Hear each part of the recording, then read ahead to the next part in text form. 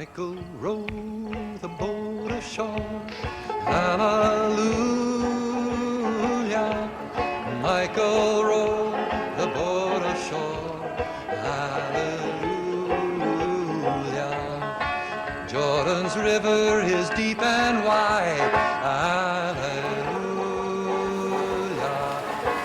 Meet my mother on the other side. Hallelujah.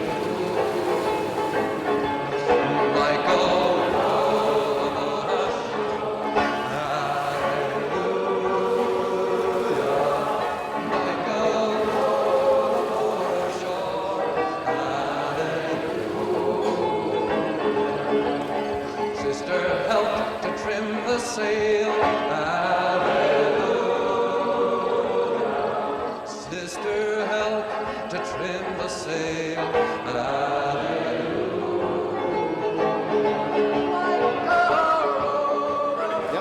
Hit it, Joanne. Okay. Thank you, everybody, for coming to Morton. It's very nice to have such civic meetings here. I am Joanne Meyer, the director of Morton Memorial Library and Community House. And Joel is always a very active county legislator, a humble and prolific county legislator. So I'm happy to have Morton Hall as a forum for this important discussion. And here I'm tossing to you, Joel. Take it. Thank you, Joanne. All right, and then real brief, before we go to Andy Bicking, Director of Public Policy for Scenic Hudson. I'm Joel Tyner, County Legislator for Rhinebeck and Clinton. This is Steve Hutkins of SaveThePostOffice.com, right here in Rhinecliff, NYU professor, and also founder of HudsonRiverAnchorages.org. I'll briefly, trust me, Andy and Steve, briefly try to go through this handout. On the very front, Larry Friedman of the town of Clinton is here. The front of this handout, and if you don't have one of these, they're over on the corner of the table. The deadline for public comment on this issue to the Coast Guard at regulations.gov, the deadline is September 7th. It's my understanding there's going to be, hopefully, possibly, probably, maybe a series of public hearings that start in spring. But it'd be really good to get as much public comment as possible. It would be really nice to see, because there's been so much Republican and Democrat support on this issue up and down the Hudson River, it'd be nice to see the Dutchess County Legislature take a strong position. Mickey Struinsky, who's a Red Hook County legislator, she agreed to co-sponsor this resolution with me. It'd be nice to see all the Democrats, at least some or all the Republicans on board. My resolution does not just say, stop this ridiculous proposal for 10 anchorages and 43 berths. It also says how ridiculous it is that we're not moving towards a fossil-free future. Like there's already 16 cities recognized by the Sierra Club. If you look in your handout, Burlington, Aspen, Greensburg, Kansas, there's plenty of places that have already hit 100% fossil fuel free. You'll be happy to know I'm not going to read the whole resolution. The second page of the resolution, this comes from Steve of Rhinecliff.org. I printed the regulations.gov. So you can see, here's the actual URL that you make a comment of. Okay, you can go to scenichudson.org, you can go to clearwater.org, you can go to riverkeeper.org, hudsonriveranchorages.org, his website, and it's also right here, okay? Just copy that URL. I love Scenic Hudson, I love Clearwater. Don't kill me, anybody. I think Captain John Lipscomb of Riverkeeper may be one of the best, if not the best, expert on this. And so there's a lot of information from riverkeeper.org in this handout, particularly the myth fact. There's some stuff that's been spewed out there about how, oh, they need these anchorages to sleep. As Steve and other people have pointed out, and Carolyn Marks Blackwood, who would be here tonight, but she couldn't. There's been, Carolyn is the reason she probably got a lot of people in this room involved in the letter writing campaign within the last year to stop the illegal docking and the illegal anchoring of these large crude ships. The fracked crude oil coming from back in crude in North Dakota. There's multiple crew members. They don't need to stop to sleep. They've been docking here locally, illegally anyway, until Carolyn stopped them. My impression is, as of the last forum we did at Rhinebeck Town Hall, that it still goes on a little bit too much. And it's crude oil, it's not refined. It's headed basically to refineries in New Jersey and beyond. It's not necessarily for us here locally. There's also some information I may be entering the 7th circle of Democratic hell, but there's some information at the back from clearwater.org, and there's some stuff from scenicHudson.org. And Manager Joe Green has given a shout out to some Republicans and Democrats, Terrence Murphy and Mark Mulliner, who've been active on this. I will say there are some elected officials that have been very loud and clear about pushing for public comment, and they haven't been so loud and clear about rejecting the plan. Also, I really wish that everybody who's so involved, I'm 52, everybody sees the gray and the white hair on my scalp. I'm very frustrated that in 1973, the OPEC oil embargo, we were all told we're going to transition to energy efficiency and conservation and solar and wind and geothermal, and that has not happened. Renewable energy makes up, what, 3% of the mix these days. And to me, this is one more example of why all of us, activists, elected officials, environmental groups, should be working with the Sierra Club, ready for 100. There's somebody from Rosendale here tonight. Rosendale kicks butt 6 ways to Sunday. I wish we had more municipalities in Dutchess County like Rosendale. Front page today's Daily Freeman about the stuff going on with the pollinator-friendly towns initiative, which I sent an email out to my list. I wish that could be on this side of the river. I would love to see the town of Rosendale or the town of Rhinebeck or Dutchess County or other municipalities join these other municipalities. I'm not going to list them all, but the Sierra Club talks about the Ready for 100 campaign, and there's quite a few all across the country, Alexandria, Virginia, Arlington, Virginia, Boise, Idaho, that have said we're going to be 100% fossil fuel free by 2030. The last thing I'll say is this before we go to Andy Bicking and Steve Hopkins and take your questions, is the 8th biggest city in the country is San Diego. Bob Filner, I guess he was the Democratic mayor. There was a scandal, some corruption there. And so the San Diego Council had come up with a plan to make not just the government operations of San Diego fossil fuel free, but all the entire city of San Diego. Well, the Democratic mayor, he was ousted. Republican mayor got in, Kevin Faulconer. You know what the Republican mayor did? He said, we're going to go with this. And you got the San Diego Chamber of Commerce on board.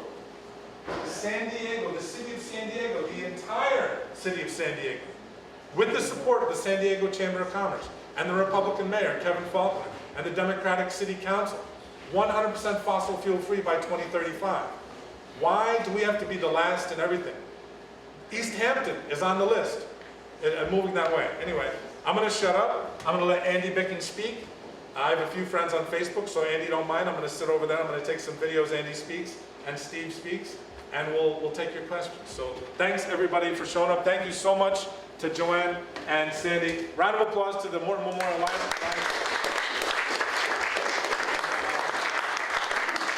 I've been a county legislator for 13 years. It's the first time, maybe the first time I've asked. I should have asked earlier.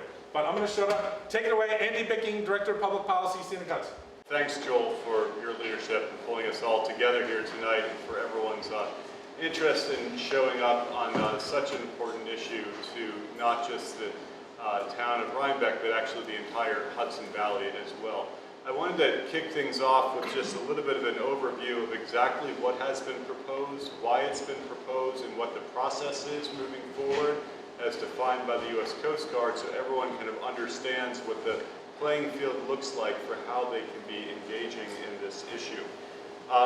Back in April, the U.S. Coast Guard proposed an advance notice of a proposed rulemaking on the concept of creating 10 new anchorage locations and 43 berths in the Hudson River south of Kingston to Yonkers. They're currently seeking public comment on this proposal through September 7th. So this is really a timely meeting. It's critically important that concerned members of the public speak up and express their points of view on this issue.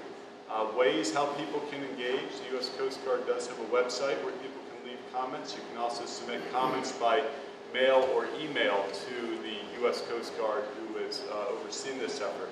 I will say that while the current deadline for public comments is September 7th, we are really lucky to have such a well-educated congressional delegation here in the Valley. Senator Schumer, Senator Gillibrand, Representative Chris Gibson, as well as Representatives Sean Patrick Maloney, Nita Lowy, and Elliot Engel to the south, have all called on the U.S. Coast Guard to extend that deadline for public comment past September 7th. Those correspondence, those letters were sent just today from their offices in Washington, so we've got our fingers crossed that you will have more time to respond to this. However, currently the deadline is September 7th, and we're urging everyone to get comments in by that time. What the proposal specifically means for this community, while there are 10 different anchorage locations and 43 berths proposed, there are 3 anchorage locations and 8 berths proposed within kind of the viewshed of the Rhinebeck area. Kingston Flats South, there is a 279 acres proposed to be impacted with 3 vessels that could be docked there. The Port Ewan anchorage ground almost directly across from the river here. 37 acres, 1 vessel would be allowed to anchor, and the Big Rock Point anchorage ground a little bit to the south of Rhinebeck, 208 acres would be impacted with 4 vessels anchoring. What we're talking about when we talk about vessels are these large barges that you often see going up and down the river, sometimes with tugs pushing them or pulling them, football fields in length, and mostly carrying oil. There are currently 7 designated anchorage grounds in the Hudson River that are legal. There are 3 located just south of the George Washington Bridge and 1 located just off of Hyde Park. The proposal that came about has got kind of an interesting history. It's based in citizen activism. Barges had been anchoring illegally for the past few years, and because of citizen complaints to the U.S. Coast Guard, the Coast Guard in the fall of 2015 said they could no longer do this, and that they were going to have to actually formally designate anchorages. So where we're sitting right now with the Coast Guard in terms of a public process is good. The Coast Guard has, technically speaking, put a stop to illegal anchorages. They've now opened for a public comment about what future anchorages look like, and with an advance notice rather than a direct notice, they've essentially given the public the maximum amount of time that they are allowed to provide for people to provide comments. One of the major concerns with this, I think, does relate to the issue that Joel raised earlier, and that is energy and oil production.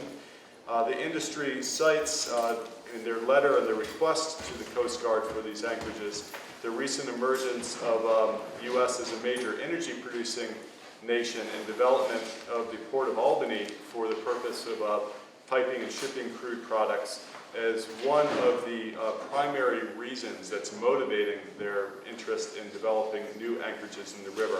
They also cite the Jones Act, which opened up shipping of crude oil products outside of the U.S., which had previously been outlawed. They have specifically said, and I quote, "Trade will increase on the Hudson River significantly over the past few years with the lifting of the ban on American crude exports for foreign trade, and federally designated anchorages are key to supporting trade." So that gives you a sense about what we're dealing with and what the motivation is. From Scenic Hudson's perspective, I think there's many impacts. None of them are strangers to anyone here in the room. People are concerned about the river they love. This is the beautiful views we experience. We are in a national heritage area, and these barges could potentially be parked out here 24/7, almost a revolving door of barges as they move up to Albany. One of the concerns that we have is that we see that part of the motivation here may actually be that the capacity to process crude oil products in Albany is limited by the number of barges that can be parked up north.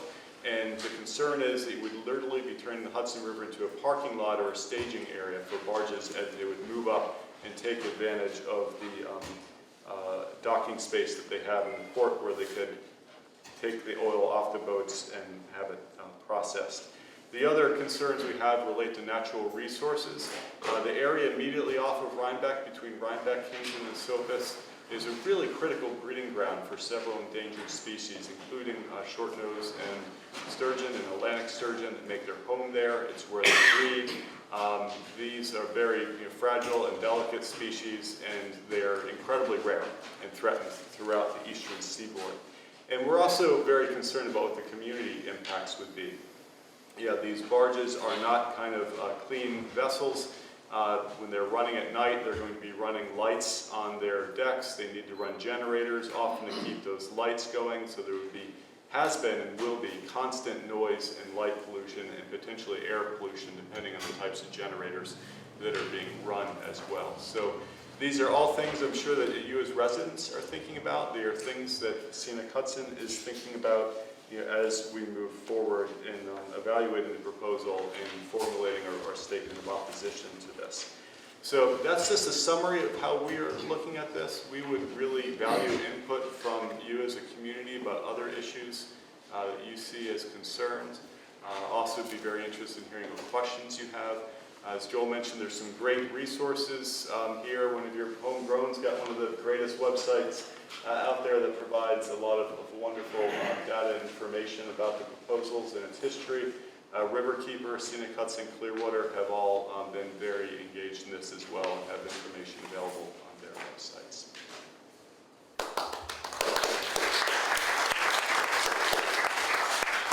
Ladies and gentlemen, I present man, myth, legend, Steve Hutkins of Rhinecliff. Of course, with a man, myth, legend right here. And HudsonRiverAnchorages.org.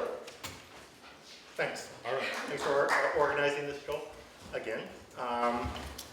So if you want to learn more about this, the easiest thing to do is go to HudsonRiverAnchorages.org.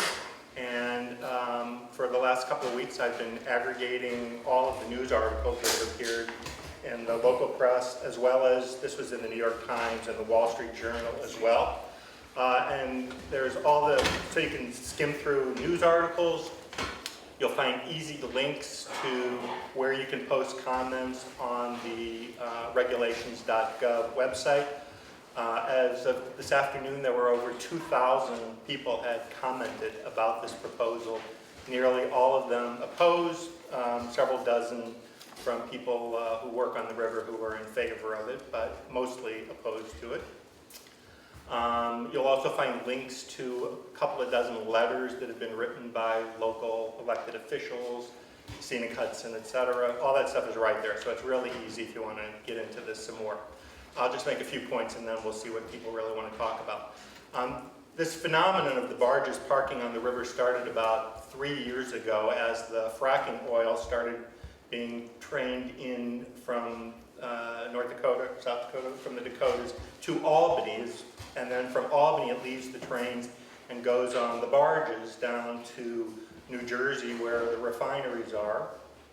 And so for 2 or 3 years the barges, when they were heading back north to Albany, the empty barges, to pick up the next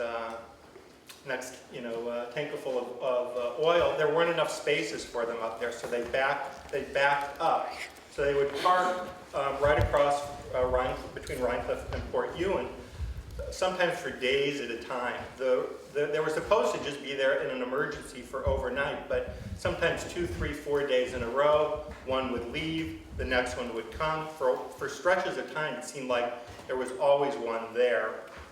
If you're on the river, at night, the lights are terrible. 24/7, the noise is bad. That was just sort of the if you were on the river experiencing it. The boaters, the small boat craft had to deal with these big barges around coming and going as well. The concern, so then in last, I guess it was several months ago anyway, the complaints got to the point where the Coast Guard decided they had to do something. So they told the barges that they couldn't park there anymore. And then a few months later, they came back with a proposal for, as you've been told, as you've probably read, 10 places, 10 anchorages. Each of them has 1, 2, or 3, or 4 berths in each one. So right here, there's about 8 places that these barges could potentially be located. The one immediately across from us is called short term, but no one knows what that means. That's not clear if that means an hour or a day or a week.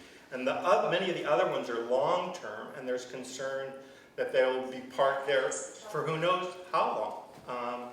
It's possible, even though the history has been the problem occurs with the barges going upriver to pick up, that there'll be traffic going down backing up as well, perhaps particularly in the Yonkers area. The barges could just be sitting there for storage, like they're in the Gulf of Mexico right now, just sitting there as storage units. The one in Rhinecliff, they have it in their letter, in the documents that they gave the Coast Guard, the industry, maritime associations, et cetera, that requested these anchorages, list them in order of priority. The Rhinecliff Port Ewan is #1 on their list. If they get nothing else, that's the one they want, because going north, this is the last good place to anchor. So if there's a compromise down the road and they say, okay, we don't really need 43 berths and 10 anchorages, we could get by with 2 or 3, this is the one that they want. That's the one they were using when they weren't using any of the other ones, and that's the one that they would like the most. So there's some concern that there might be a compromise, but we'll come out at the losing end of that one. In addition to the noise and the lights, the concerns are the anchors they drag and they scratch the bottom of the river, which does damage to fish habitats. The big concern, and there's all the clubs and sailing clubs and so on are concerned about having more and more barges on the river. The phrase that's being used is the reindustrialization of the river. So it's kind of going back in time to a day when the river was highly industrialized. And all these communities have put all this time and money and effort into making it more residential, more oriented towards tourism, et cetera. And now there's apparently this push to reindustrialize the river. The idea here is right now there's not that much fracking oil going up and down the river because of the price of oil and the cutbacks in the Dakotas.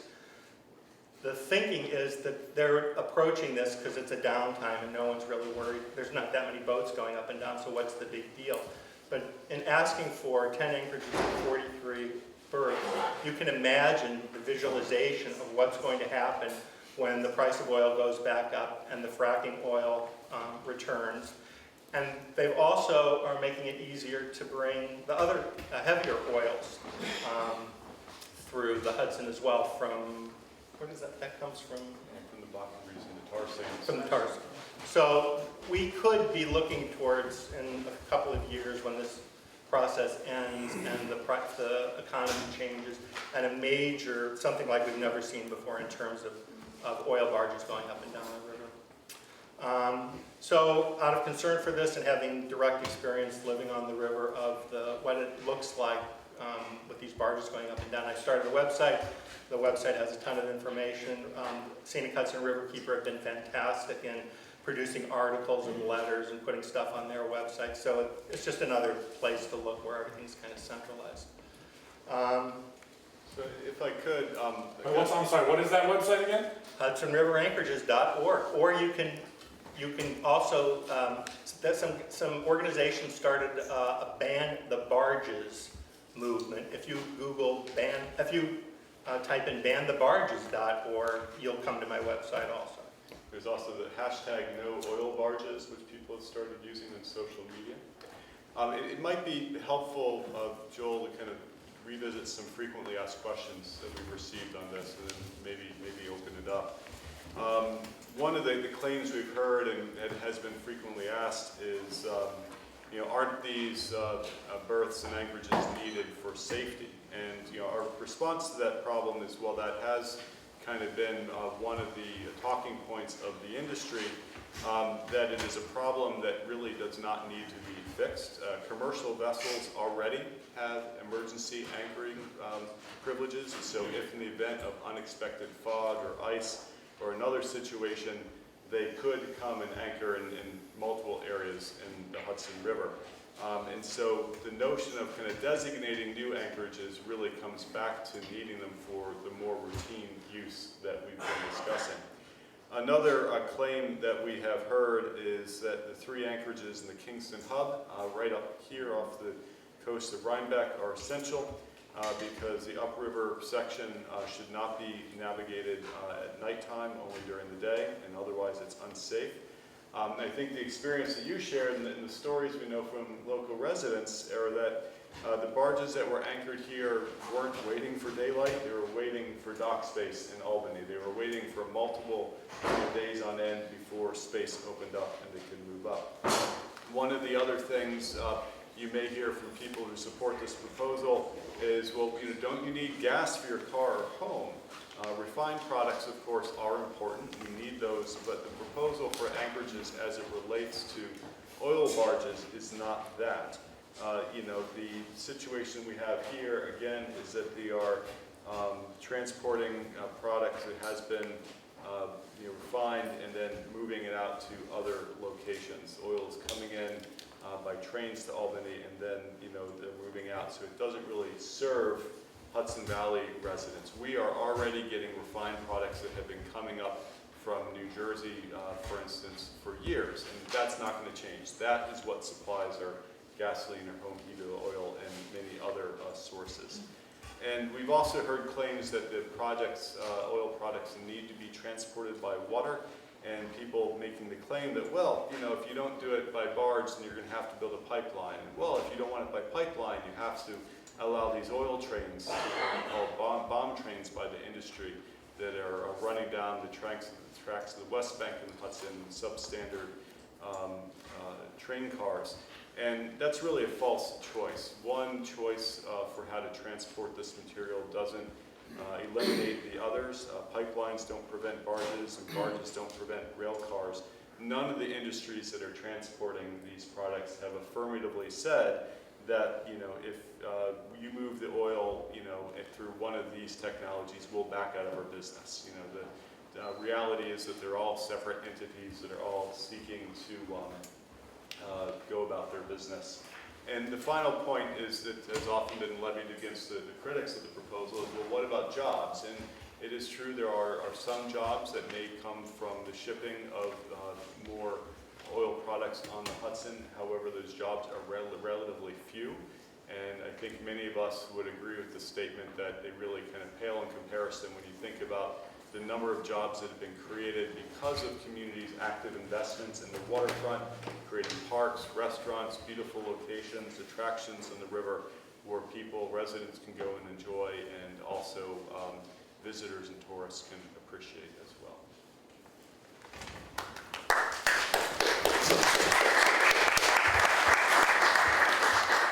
So I think we're just about to take questions. Just a couple of brief things. I wanted to give a shout out to Mark Durand and Carl Sipperly from Panda, I believe are here tonight. And Mark and Carl are putting together a documentary on this whole issue.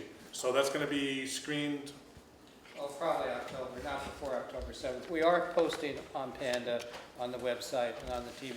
PSAs, we've done some. We did the last town meeting that is on the website. We'll do this, and we'll do a few other short pieces. If somebody wants to make a statement after this meeting, could do that. So that's all for the purpose of September 7th, getting more than maybe 3,000, 4,000 comments on, when all is said and done. But yeah, the piece is a feature piece, goes into more depth also about the history of. And you have some experience with Channel 13, ESPN, so he's a documentary, and he's not a. We're not funded. So it's strictly volunteer. Watch for that. And just a couple of things that Steve reminded me, educated me of. I don't know if we talked about. Wasn't it 4 years ago, December 2012, the Stena Primorsk, carrying I don't know how many millions of gallons of oil, ran aground 6 miles south of Albany, and thank God that I guess all the barges and ships now have to be double hulled, but the outer hull was breached, and that had 12 million gallons of oil. It was about the same as the Exxon Valdez. Imagine if something like that happened here. The last time I checked, Rhinebeck, Poughkeepsie, Esopus, I think there's quite a few communities, maybe even Hyde Park, get their drinking water from the river. The Poughkeepsie, I think even the Poughkeepsie Journal came out with an editorial on this issue, coming out against this idiotic proposal, and cited a letter from the Poughkeepsie Joint Water Board talking about what would happen with such a leak. Also something that Steve, in the words of George W. Bush, educated me on, reminded me of that, what was it, Buckeye Partners and Global Partners 4 or 5 years ago, there was no one more thing that Governor Cuomo isn't quite up to speed on. I'm glad he came out with Scenic Hudson criticizing the 35% of the PCBs are still in the river. Thank you, Cuomo's DEC, for coming out on that finally. But there was no public input, no public discussion. There was no permitting process, right, 4 or 5 years ago, for the Port of Albany, the global partners and Buckeye partners, for this huge new influx of fracked crude oil, which is much more volatile than the refined stuff.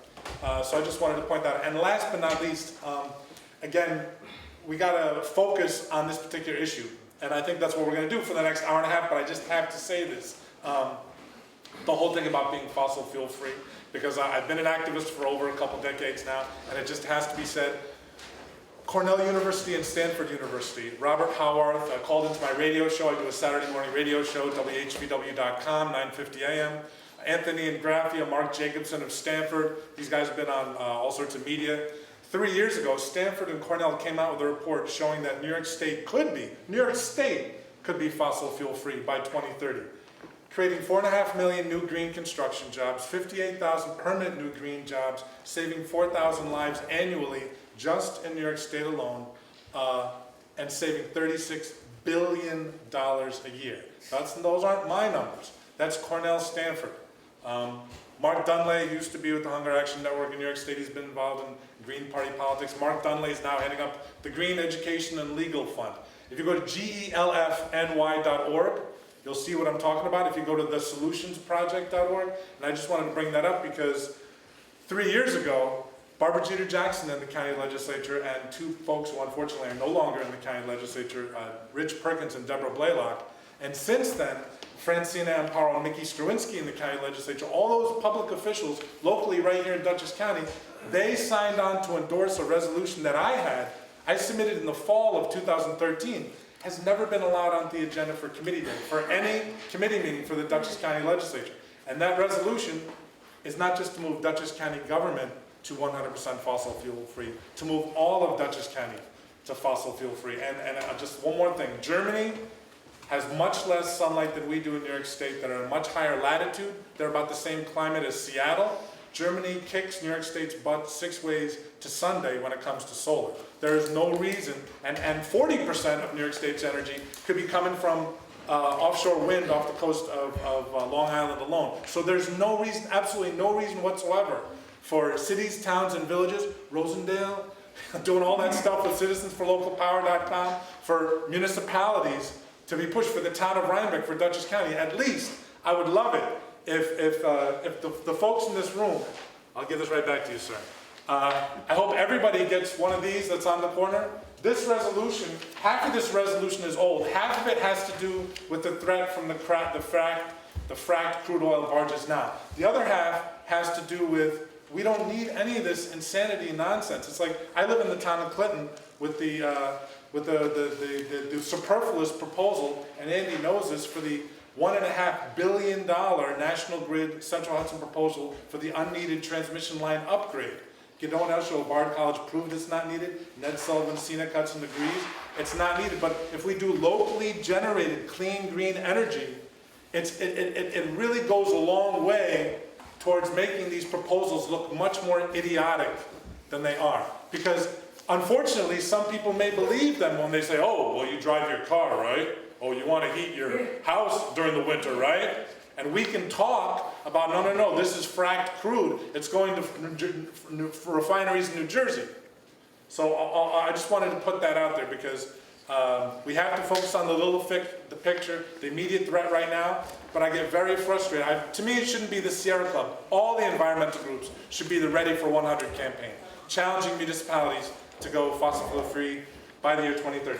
I'm going to shut up on that. And don't mind, this is a public setting, so I will be trying to make an attempt to record your comments and questions. The one thing I was going to say is, did Disco walk in? I'm not sure. Did you want to say something about the first responders and the boats? Because I think the town supervisor of Rhinebeck, Elizabeth Spinzia, told me that Meg might want to say something about that or have information. But also, Elizabeth, to her credit, has been active, way more active on this than I have. There was a Daily Freeman article on this a month or two ago. And Elizabeth suggested to me last week that I invite Smith, Dana Smith, who's the Dutchess County Coordinator for Emergency Response Management. I invited him. He couldn't be here. I asked him to send a rep. He couldn't be there. But this whole thing, and maybe Andy you know, or Steve you know, about this impact, because I think some elected officials, maybe downriver, may have pointed out the frac crude being so volatile. I mean, if something happens, the question of first responders. Meg, I didn't want to put you on the spot, but I just wanted to give a shout out to you. And so, did you want to say something or no? Just, I did find this online, and it's a report by the Coast Guard, not tree hunters, it's by the Coast Guard, of their experience in responding to the spill of packing crude oil off a barge in Mississippi. And basically, they wanted to make sure that people were aware that this substance, it's not the stuff in your heating oil tank in your basement that kind of gives you a problem. This has, it has benzene, toluene, ethylbenzene, and xylene, which together are referred to as BTEX. It's really bad stuff. When the Coast Guard strike team got to the site, they started taking readings on what was showing up from this spill. Let's see. The volatile organic compounds were consistently at 200 plus parts per million. Benzene was detected directly adjacent to the floating oil within containment booms and measured at 40.2, which exceeds OSHA's short-term exposure limit and ceiling of 5. 37.0 parts per million over. The atmospheric hazards were detected by the team upon arrival approximately 12 hours after the incident. So the question is, what were they right after the incident for the people who were first on the scene? Also, Bakken crude oil was discovered to contain naphthalene, a highly toxic polycyclic aromatic hydrocarbon at about 2,000 parts per million. So anybody who is alerted to a spill out here on the river and goes to try to do something about it had better have some really serious hazmat gear and be trained in the use of the gear. And then they also have to have upgraded equipment for determining what the parts per million are and everything, because the current, when this was written in 2014, the current equipment was not sufficient to really figure out what the stuff is. So for the first responders in the Hudson Valley who are going to be faced with this kind of thing, that they need to know what they're going to be looking at and how much it's going to cost. And yes, another unfunded mandate.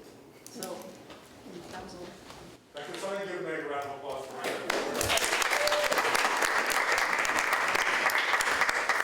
Okay, Andy has an announcement. Could you email me that and I'll email everybody? So, Andy or Steve, did you want to say something in response to what Meg Tidisco said? Let's see what people want to comment. Another question, comment. Wayne Kocher from Orange County, talk about hazmat preparedness. He's from Fort Montgomery. Should I stand up? Go ahead. In my town, Fort Montgomery and Highland Falls, I did 31 years with the railroad, and I'm retired now. And with this dangerous bulk and crude that's coming through, we have nobody hazmat qualified to go to a train wreck there, or same of a barge. Even fireboats, there's some down the city, but that could put out something of this magnitude if the shoreline caught on fire. It's pretty tough. But anyway, I'm for Orange County group against the Pilgrim Pipeline, which would be to Albany, 170 miles roughly, from Albany to New Jersey, with 3 laterals, Albany, Ulster County, Danskammer, and Global. They'll be putting so much oil of different types through there. I brought about 30 pamphlets to pass out, but I think this is the big tie-in for the need for the barges.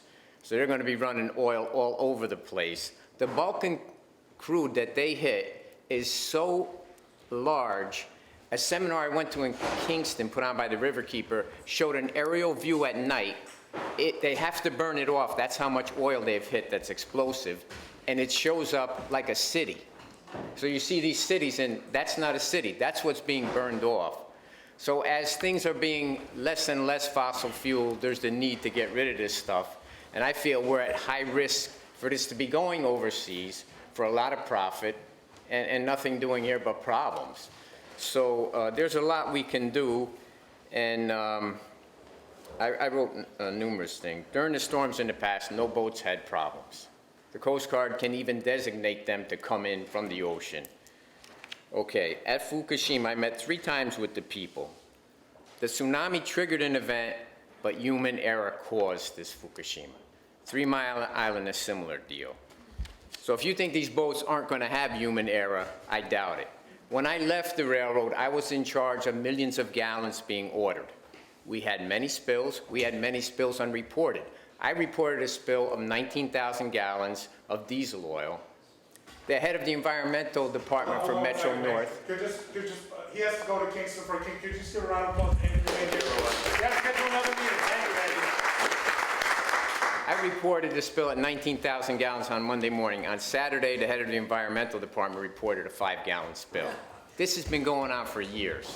Croton is so full of mistakes, spills, they can actually refine the oil there and use it and burn it for heating oil for their shops. But just to show you about how things work.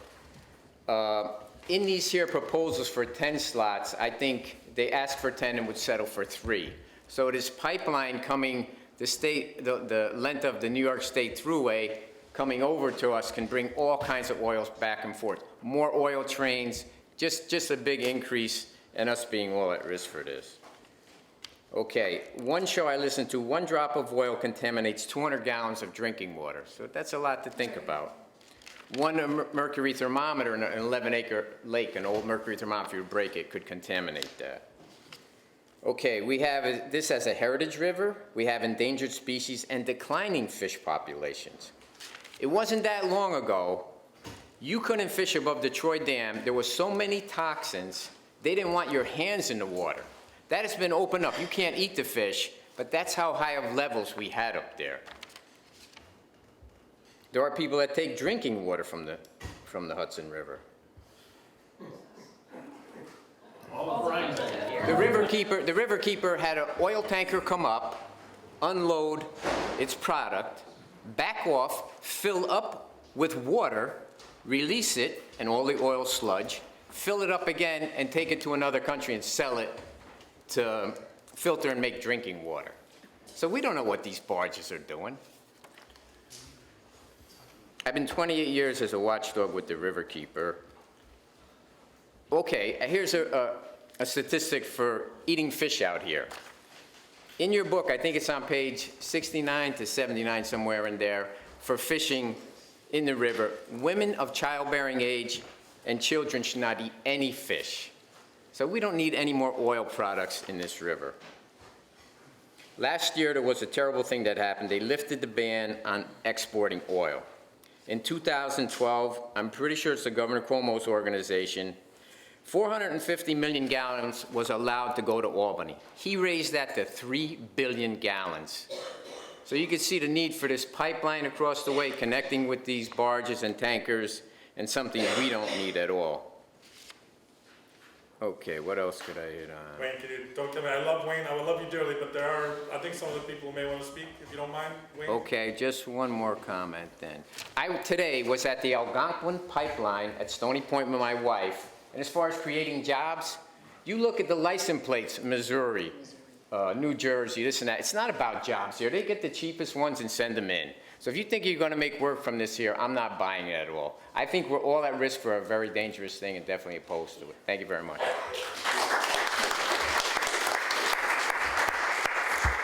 That man lives 90 minutes away. Bob, I want to get to you, but Steve, did you want to say something, or? No, go ahead. Go, Bob. Bob Wills. Bob Wills, I'm Vice Commodore of the Hudson River Ice Yacht Club.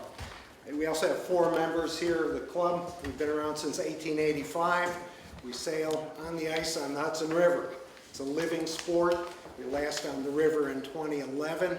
the Kingston East anchorage, would essentially destroy all of the ice that goes to the north, all the way to the north to Barrytown. It would free up that ice and allow it to travel south. It would essentially destroy our sport. I've created a response that I'm going to post this evening. Please read it. It goes over a lot of issues, including we are in the largest National Historic Landmark District in the country. This directly relates to that issue, to our National Landmark District. The Coast Guard is going to have to go through I believe, a Section 106 procedure with regarding the Antiquities Act of 1966. So I'm not stating that exactly correct, but anyway, that's mentioned in the letter. But anyway, we are opposed to this, and hope you will be too. Bob, thank you. We can find that on your website, or? No, the letter is going to be posted on the federal site. Okay, awesome. Round of applause for Bob Will. Steve, you want to say something now? Keep it going. Larry Friedman of my hometown of Clinton. I would add one other risk here, and that is that these barges would be a hazard to navigation of other commercial as well as recreational. I spend a lot of time on the river, both on a kayak and sailboat, and I've seen some really strange things happen. And the people that are in those tugs, pushing those barges, they don't have to be licensed Hudson River pilots. The Hudson River pilots only go on the larger ships. So some people come on this river that don't know very much about what they're doing, and obviously don't study very much. I saw a commercial vessel on the wrong side of Esopus Island. The channel is on the west side of Esopus Island. I saw them run up the east side of Esopus Island. Fortunately, it's deep there and he didn't hit anything. And I've seen some other strange stuff over the years. So hazard to navigation that these barges are going to cause, something we ought to bring up. And you're going to make your comment at regulations.gov or hudsonriveranchorages.org. Steve, do you want to say something now? I just would emphasize what's already come up. The main reason that the industry has provided for wanting these barges is safety. They talk about, that the captains may be tired and need to take a break, or the weather conditions or something like that prevent them from moving forward. But if the concern is really safety, you have to be concerned about if there's going to be heavy-duty barge traffic up and down the river, the safety of small boat craft is going to be imperiled. If you look out on the river and you see a barge going up and down on a Sunday afternoon when there are a lot of sailboats out, the barges they don't stop on a dime. I don't even know how many miles it takes for one of them to stop, and they're always, hooting for the sailboats to get out of the way. That's where the real danger is, I think, not the barges themselves, but the small craft. And we talked briefly about the dangers of a spill, but if you read the articles and see what people are most concerned about, most people aren't living on the river, so the noise and the lights of the boats aren't a big problem, but the danger of a spill, and because of the estuary phenomenon, the oil goes everywhere. It would be impossible to clean it up. I see a couple of my closest ice boating friends. I don't know if they want to say something, but Sharon from Rosendale. I agree that the issue of a spill is probably the more bigger thing, but just to say, when you mentioned kayakers, I used to swim at the Kings Point Beach as a kid, and every time a barge and tug would come by, they used to bring you out of the water. They have such a pull. They pull the water out so far and then push it back in. They don't let the kids swim while barges go. I mean, that's like then they'll be, every 10 minutes, they're going to be pulling people out of the water. Yes, sir. Yes, what this gentleman mentioned, the Hudson River pilots. Let me introduce myself. My name is Sam Zapadinsky. I live in Red Oak, and I am a Hudson River pilot.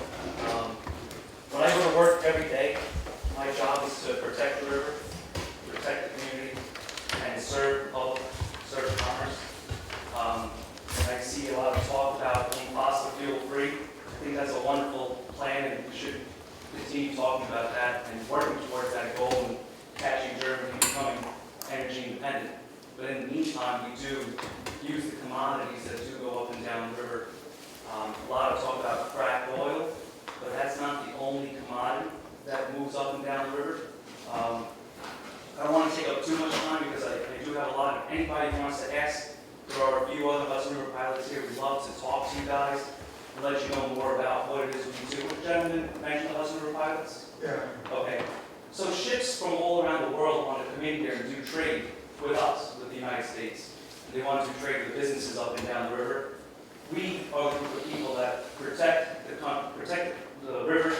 We're licensed by New York State. It's an extensive training program. Our goal number one is to protect the river, make sure that nothing happens to the environment. Okay, I live here, my kids grow up here, we love the community, and we want nothing more than to see this estuary stay clean, very deeply about it. But, you know, road salt wasn't mentioned, gypsum, cement clinker, bauxite, corn, grain, a large grain elevator east of Mississippi, the Port of Albany. Wheat, wood pulp, or a wood pulp ship out of Albany today. Did a good job. Got a clean, safe stone and dirt. There are a lot of stone bars that were not mentioned. Scrap metal is one of our largest exports. Shouldn't be proud about it, but it's true. Calcium chloride comes in on tank ships. We bring asphalt for our roads, gasoline for our cars, diesel oil for our farm tractors, home heating oil for our homes and businesses, jet fuel for the airports up and down the river. There are heavy lift products we import. Wind turbines come in by ship. Turbines, generators made up the river, go out to the whole world through this waterway. So, you know, there's a lot of talk about fracked oil, and we should be very concerned about it. The men and women that work on tugboats, driving those dangerous barges, they're very aware of this estuary and how sensitive it is. They care deeply about it. And if they get caught in fog, or if there's a rain squall that shuts their radar down, or God forbid, mechanical failure that Sheldon was talking about human error, the engineer down below has an issue, he can't remedy quickly, you don't have time to check the chart and look for a safe place to park. I spent 12 years on tugboats. I want a spot clear as day for me to proceed to that I know is pipeline free, gas line free, cable free. There are electric cables that cross the river all up and down. These parking spots that you guys are talking about can save the river. And we want to go energy independent. We all know here, no one said it, but the most economical way to move goods and services up and down the river, or up and down the whole community, is on a ship. Every one of these barges you see is 8,000 barrels. Okay? 8,000 barrels is 672 5,000 gallon tank. That's the biggest tanker. Each one of the 672 tankers, if you have 3 a day, we're taking 1,800 trucks and putting them on the road if you want these barges off. I'm talking about today's use. We want to serve the community. We want to protect the river. But today, we use that. That's how much product comes up and down the river. So if we move towards energy independence and this decreases, I'd be thrilled. In the meantime, I'm going to work hard to make sure that product moves up and down the river safely. And these anchorages are very important for mariners doing trade up and down the river today. I know that docking crude is dangerous. Trust me, I know. And we do everything in our power to make sure it stays in the home. Can I respond? Yes, yes. Thank you for your comment. Thank you for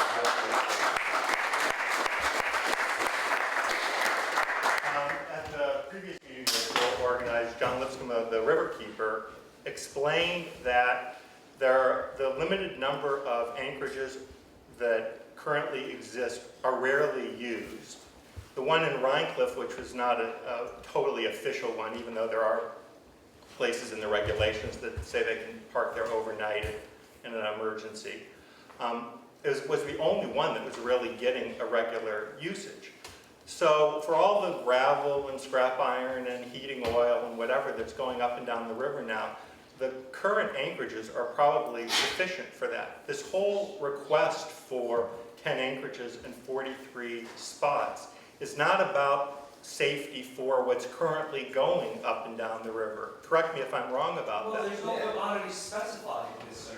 What's that? It's for all trade going up. No, I realize that, but the main reason, as I understand it, that the industry has requested so many new spaces is in anticipation of a boom in crude oil and Balkan oil going up and down the river. It's not about a boom in gravel or a boom in scrap iron. The increase in traffic that these anchorages are designed to accommodate has to do with the oil barges. Well, that's where you go wrong, sir.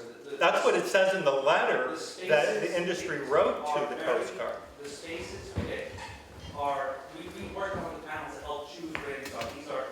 These have been used for decades. The gentleman who's seen Hudson mentioned that this was a new practice. This might have been newly recognized, but barges have been anchored in these locations for decades. That is true. And as you go south towards Yonkers, each one of these locations has been picked for a strategic purpose to avoid Diamond Reef, where it's only 5 to 7 feet deep at low water. You don't want to transit that if there's fog. There's anchorages above and below Diamond Reef. The Poughkeepsie Walkway Bridge is only 490 feet wide. It might sound like a lot when you're driving a big ship. I guarantee you it's not. If there's fog, we chose to have anchorages above and below. The Highlands, the Hudson Highlands, is very deep and very narrow. You can't stop through there. So once you get below Newburgh, you're committed to proceed south. Once you get above the area of Jones Point, you're committed to proceed north. We have anchorages above and below. So these are all very strategic places that will be used temporarily for vessels doing cargo moves up and down the river today. We're not talking about 30 years from now. We want to go free and clear. We agree with that. But in the meantime, there are vessels going up and down every day. And this is not a new phenomenon. But the phenomenon of the barges anchoring off of Rhinecliff is new, because I've lived over there for 20-something years. I'm sorry, I've been a pilot for 20 years. I'm just- when I broke in as a pilot 20 years ago here, that's where we used to anchor ships in Port Ewing. Because the old adage from the pilots that trained me, that had been doing it for 30 years, said, one of the things, when you have poor visibility, when you're anchoring overnight for daylight, you anchor at Port Ewing, because if you can see the Kingston Bridge in the morning, it's safe to proceed the rest of the way. But all I'm talking about is the frequency with which they were parked there increased dramatically 3 years ago, and it stopped dramatically a few months ago. And it was all associated, those were all barges going up the river waiting for a space to pick up oil. We never saw a barge carrying gravel heading south parked there or anything like that. This is all about the oil. I'm not saying that you don't need anchorages at all. Hold on, just let him finish, please. This isn't a debate about whether you need anchorages. You have anchorages. John Lipscomb said if it's an emergency, you can pick up the phone and call the Coast Guard and stop. Please let him, I don't think he interrupted you. Go ahead, finish. My point is simple. This is not about whether there should be barges on the river or whether there should be anchorages on the river or whether the river should have a commercial as well as residential and tourist function. It's about a dramatic increase in the barges carrying oil, and the number of anchorages that have been requested indicate an anticipation of a huge increase. Why didn't the industry come back and say, why can't we just, you took away our right to anchor here in Rhinecliff, why not just request that anchorage back? Why 10 with 43 spaces? This is a plan that is based on the fact that they've lifted the ban on exporting oil from the United States, which means that all this oil that's being produced can now be shipped anywhere in the world. And they expanded the Port of Albany to help with this process. And apparently they can even start using other places that the trains could bring in the oil. It's about the oil. It's not about the gravel and all the other stuff, and it's not about the necessity, because we saw barges parked there day after day after day on sunny afternoons. It wasn't about fog. It wasn't about the captain was tired and needed a break. It wasn't about safety. It was about waiting for a space in Albany to pick up oil. That's what this is about. And the only reason that things slowed down a few months ago was that the business slowed down. And when the business picks up, the industry wants to get its ducks in order and have places to park these barges. That's my opinion anyway, from reading about it. Can I ask you a question?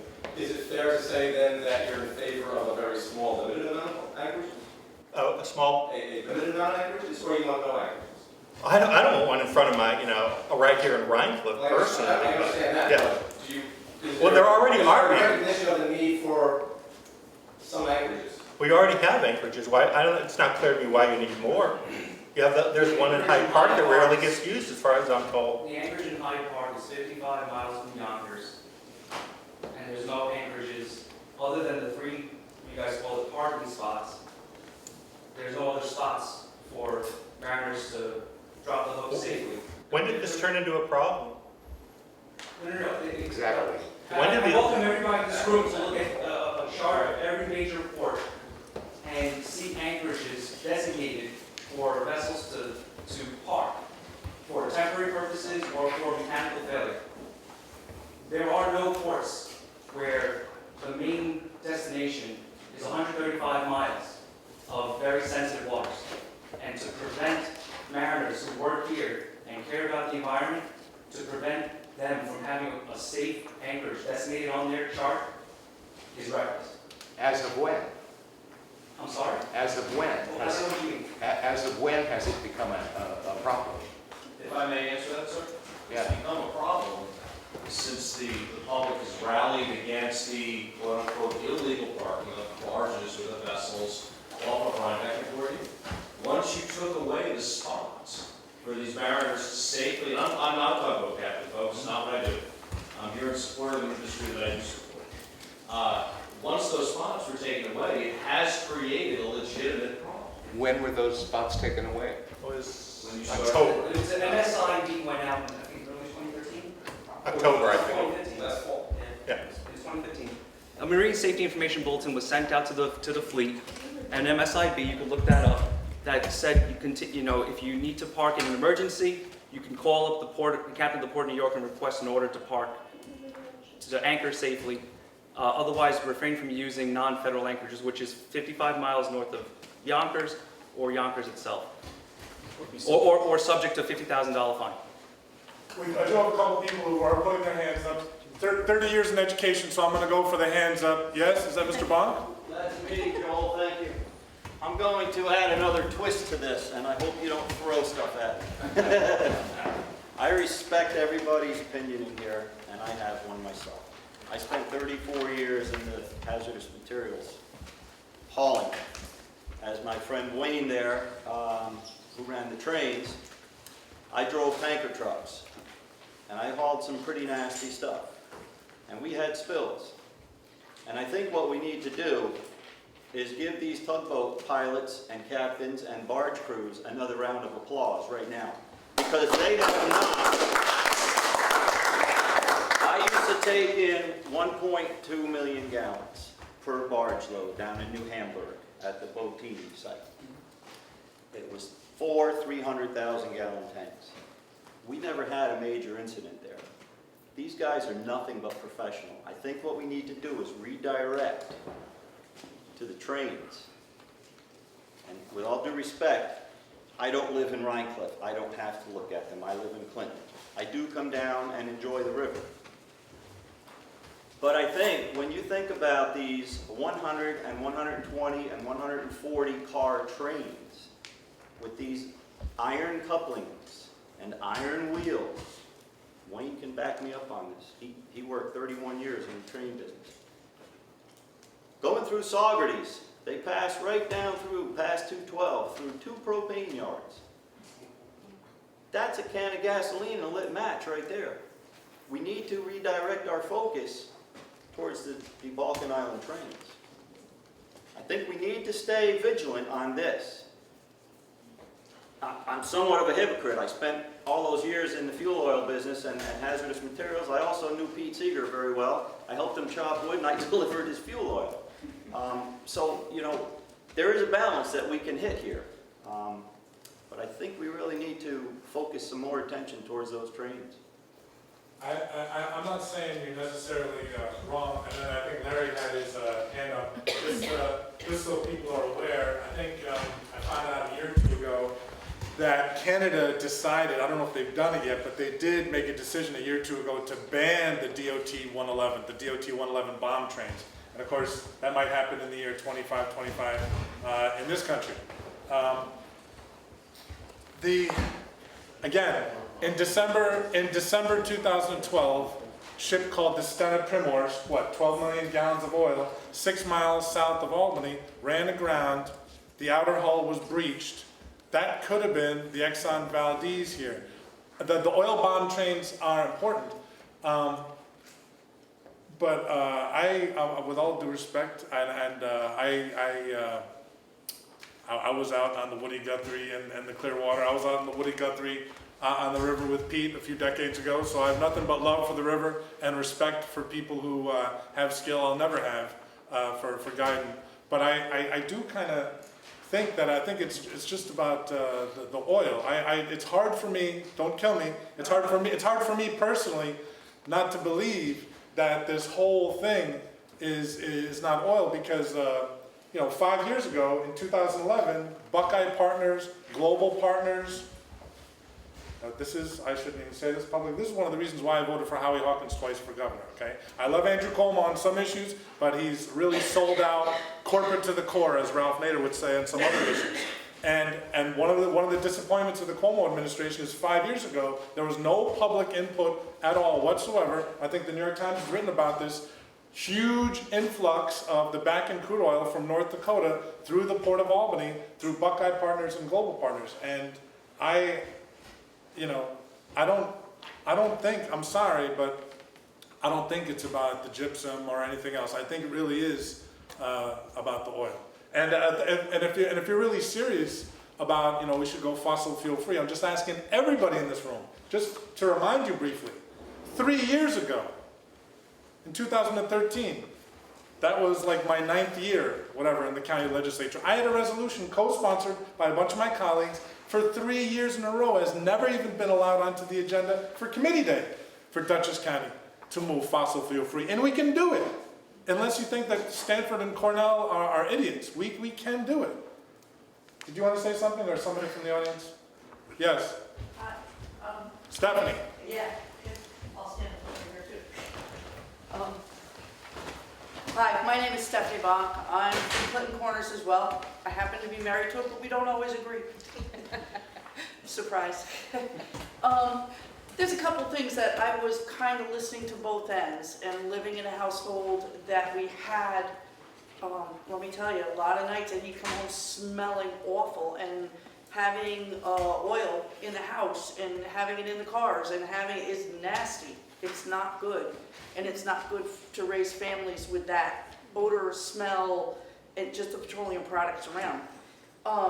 But isn't there a port we can build, whereas the emergency services could be there? Isn't there like enough vacant property along maybe the other side where we could have, not all the way along on both sides and not all the way up, where they could make it to someplace towards the round out where it's deep enough?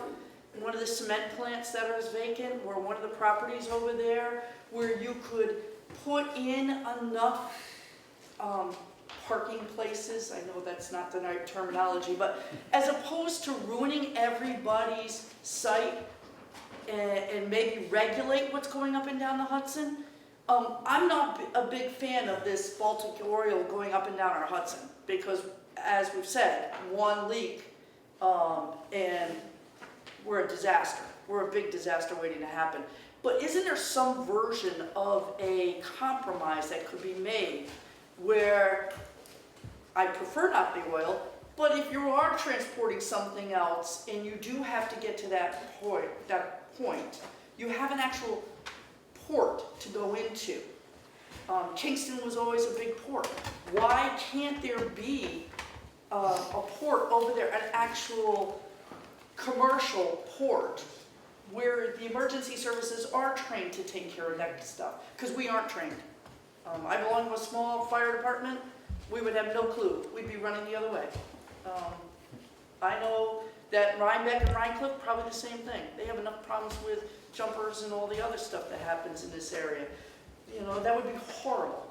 But if you had a commercial port, or a commercial area where it is away from the residential and where containment areas could be made. Wouldn't that be a better use of our money and use of our area? Don't get me, I can't get away from this. Issue after issue after issue around energy, and like basically I'm trying to be my own imitation of the Lorax, trying to bring up this issue. 1973, I was living in Poughkeepsie at the time, right? The OPEC oil embargo. We're going to make the transition. We're going to do wind and solar and geothermal and energy efficiency and conservation. No, I guess now is not the time to talk about that. Now is the time to talk about it. Now is the time. There's a place, East Hampton is 100% fossil fuel free. As for all across, now is the time. No, we don't, it's insane. It's insane. The climate change that's happened in New York State just over the last 30, 40 years from fossil fuels. Marcia Slack, go ahead. There are corporations heavily invested in oil, and they've got investors, and they're not going to give it up. I don't know what we can do to get them to give it up, but it's ruining the earth. The amount of money that's spent, for example, in Florida, take the Gulf, take the flooding there. Take the fires in the West. I can't believe that we can't see past the money that's been invested and reinvested. Why are we so stuck? How can we be so stuck and be so blind? We have, I don't know how to get people to change. I'll just say one thing briefly. This really is not Democrat, Republican, because at Cuomo it took 5, 6, 7 years for me and a lot of other people in this room to push to ban fracking in New York State. Now the fracking infrastructure is happening all over the pipelines, and part of that fracking infrastructure, wake up, is this proposal. President Obama, big unfortunate proponent for fracking. So unfortunately, the addiction to fossil fuels, it's not, unfortunately, you can't point the finger and blame it at the party that's other than me. Valerie Leger. I'm not going to talk about New York because I haven't been in this area long enough to appreciate the impact on the river, nor am I knowledgeable about mariners. I walk Mills every day, the White Trail. I see birds, eagles, the fauna is unbelievable. I recently swam across the Hudson from Newburgh to Beacon. I can tell you that water was so clean, it was unbelievable. Everybody was, oh my God, you're going to go in there, you're going to die. Well, I didn't. Stisson Lake is actually more disgusting. Sorry for people who live in Stisson Lake. And I am very much in love with the environment. I don't mind seeing barges going up and down. They make a lot of waves. And I just go, okay, do I want to see at 5 o'clock in the morning when I'm out there in June, 10 barges going by? Not really. Okay, I agree with the whole oil business, but I'm not knowledgeable enough in this. Now I'm going to talk about North Dakota, where I used to go hang out 25 years ago, and it was the most pristine state in the State of the Union. Okay, there was 1 million people living in an amazing space. It was clean, air was unbelievable. You could drive. There's a place between Sturgis and North Dakota where you could at the time drive 70 miles without seeing a house, a gas station. It was just land. Okay, now North Dakota is a giant dump. Oh yeah, the economy is good. It's a dump. I have friends who live there, let me tell you. They can't wait to get out of the state. Tobacco oil is a freaking cursed oil, excuse my French, and I am, so I can't get away with that. And I despise Cuomo for saying, oh, I don't want to do fracking, but he's inviting oil from fracking from other states. Yeah. You're a sellout, buddy. You're just a sellout, and I have lost all respect for anything he can accomplish. Yeah, I have opinions, and I'm not afraid to say what I think is the big thing here. Is corporations, once again, what Marsha was saying. Can we just go beyond this? I'm not against you having a job. God knows, I think you are amazing at what you do. I see it every day. Okay, and I'm like, how do they actually know where to go? And I think we just need to monopolize more people and say, It's not about being against barges going up down river. It's about seeing 100 barges going down river, because eventually, as the train will, something will go wrong. Every day in the news, you read a pipe bursts here, a train bursts there, some calamity happens somewhere else. I just don't want it to be in my backyard. That's it.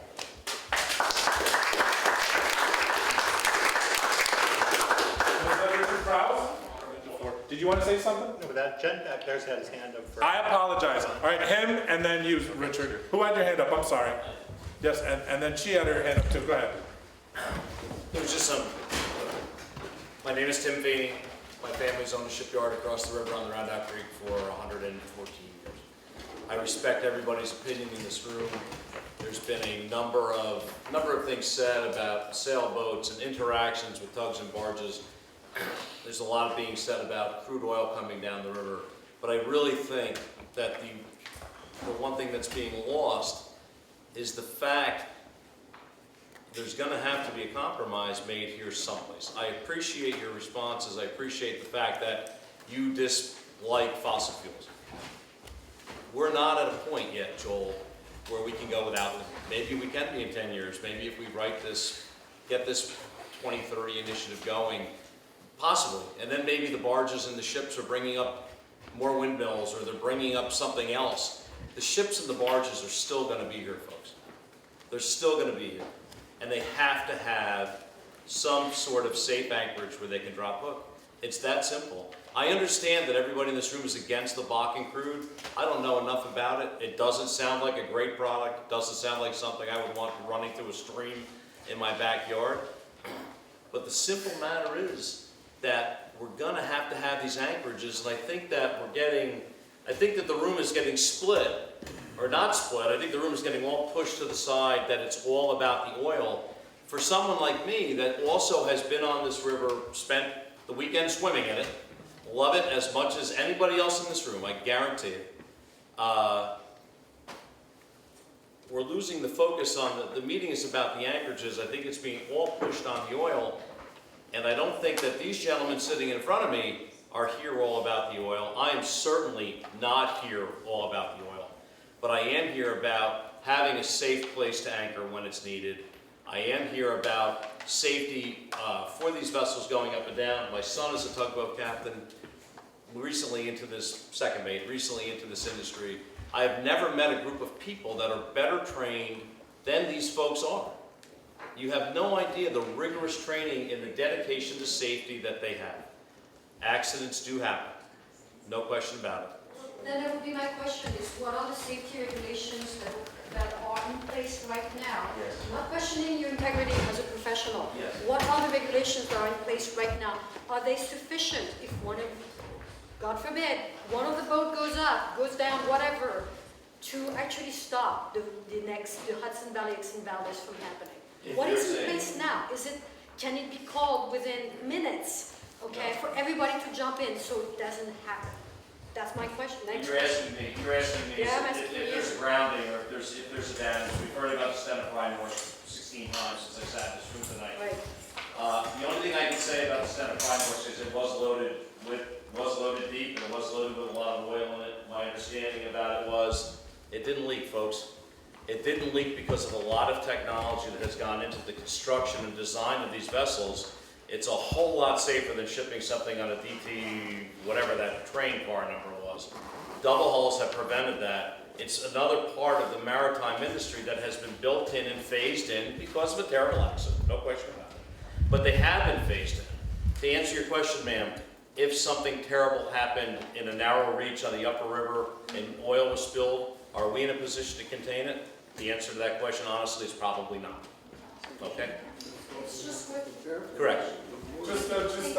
The lady in green had her hand up, Richard had her hand up, but I'm gonna try to do a replication of what Captain John Lipscomb, I think the second Monday of each month is usually the county legislature meeting. I know that the second Monday of August, there was a meeting in Stone Ridge, I think at Ulster County Community College. I think that Captain John Lipscomb was there maybe. And the way that he tells it, and I may get myself into a lot of trouble here, but what else is new? John Lipscomb of Riverkeeper has said that he challenged maybe one of you or somebody else representing the Hudson River Pilots Association to name one instance where, due to safety, there had to be, an anchorage thing. And of course, I believe that the rules are that you can, and what John Lipscomb said is that nobody could name one instance, but that's what I'm, go ahead. A couple times I noticed Captain Chevalier here. Me and him probably 2 or 3 times in the last 4 or 5 months have sailed out of Albany. And again, raising this misinformation about vessels that don't have to anchor due to crew fatigue or crew rest. We timed out on our ship, on the ship. We came down the river. We were going to exceed 10 hours of piloting, and we were both forced to anchor a ship down by Marlborough. I've done it twice in the last 5 or 6 months. There's no anchorage in Marlborough, but I had to anchor. It wouldn't have been safe to go further down the river. This is like 11, 12 o'clock at night. I anchored safely. I anchored on the, kind of south of Clinton Point, on the east side of the river a little bit. Got 6 hours sleep. Waited for 5:30, 6 o'clock in the morning. Heaved anchor and went away. And thank you for doing that. One thing, again, at the risk of having fruit holding my general direction is, I've driven long times and pulled over to take a nap or two in my cars, that the incredibly profitable fossil fuel industry could and should be forced to, I don't know what you were hauling at that time in your particular boat or ship at that time, but there's nothing stopping a law from being passed to make sure that the multiple crew members that's mentioned at riverkeeper.org, that the staffing is such that you wouldn't have to do that. My point is that, and one of the reasons, I think both of Marlborough, there's 1 or 2 anchor circles proposed in the chart, is that, well, instead of anchoring in an unauthorized, technically illegal spot, there's a designated anchorage on the chart where I've anchored before. Well, let's put a circle there, so when that happens again to me, I can bring a ship to anchor safely and not have to worry about, gee, am I going to get a $40,000 fine? But right now, if there's an emergency, my understanding is you can anchor, right? Or no, that's not true? I called the Coast Guard and said, listen, I'm going to anchor here. I mean, I don't differentiate between. The lady in the green and the red. It's a circle on the chart that lets me anchor there. Circle on the chart. It's very important to understand the river's alive and industry's alive. And if one day a company wants to put a pipeline across a perfectly good spot where a vessel can anchor in case of emergency, one day a mariner will be in a position where he has to choose between either running aground, dropping a hook over a pipeline, or risking, causing more damage. These carved out areas have been, selected for a reason, and they cost nothing. Somebody was talking about building a port. Dropping the hook costs $0. In the green, and then Richard. Okay. Well, I have a couple different points. First, I want to know, do you transport oil now? Not back in crude or the other one, but do you transport? Does oil come down the river now? Does it load in Albany and south? Or even go up? Does oil travel? Yeah, sure. Okay. However, here's one point. That oil is different, very different, from rock and crude and the tar sand oil. I can't remember on one of them, I can't remember which one it is. If there's a spill, 5% recovery rate would be considered a success. That oil is more dangerous than the oil that you're transporting now. 2, I understand about the needing to have anchorages. If there's a problem because 2 anchorages were taken away, fight for 2 more anchorages. Don't give us 10 in Yonkers, 4 in Newburgh, 3 in Marlborough. You don't need that many. So why are they proposing this many? It's not because of your safety. You are going to argue that, but it's not. It's so that they can bring out more of this crude oil. The crude oil, not the crude oil, this Bakken oil, this tar sand oil. This tar sand oil, Bakken oil, no good on the river, no good on the trains, no good in the pipeline. It's no good. It's damaging, destroying land. It's not for our benefit. It's not heating our homes. And it's for corporate greed, not for our benefit, but we're the ones that are going to take the risk. It's not a fight of us against you. It's easy for big corporations to pit us against each other. We shouldn't be pitted against each other. You need safety. We don't need that oil. That Richard, you're next. Ma'am, can I just ask your name? Gail Moran. Gail Moran, from Rhinecliff? No, Thank you. You're going to run for something very soon. Richard Krause. I would say that, particularly in this year of the political, which has just been horrible, it's really, really important for everybody to understand that with everything that we do, somebody's going to lose a job, somebody's going to get a job, somebody's going to be on the short end of the stick. My concern is that this whole country, this whole world has to move away from oil. Now, why I came to this meeting tonight because it said oil. Now, you're saying it's not about oil, it's about docking. Well, so now don't interrupt me. If it's about ships docking, then I was ill-informed about this meeting because I have no problem with ships docking. No problem with it. If it is actually about more docking because there's going to be more oil, then our responsibility as people in this world is to make it difficult to continue that process. And that doesn't mean it's going to happen tomorrow. Doesn't mean we're going to take away the docking. But what if there's a price attached to it? What if there's an inconvenience attached to it so that that doesn't become so easy? Oh, great, so we can transport oil down the river. Well, no, it's not going to be easy. Maybe it has to happen. Maybe we need the oil. I don't know. I'm not an expert. But we can't make it easy. It has to be difficult, and that's the only way it's going to change. If big oil can always just have a free ride, then big oil is always going to have a free ride. So maybe it's about your docking issues. Maybe it's about big oil. I don't know. But it shouldn't be easy. I'd say, what about a what do you want to call it? When somebody has to pay you money in case of an emergency. What if there's a fee that's put out there so that if we do have an oil spill, it's not going to matter monetarily?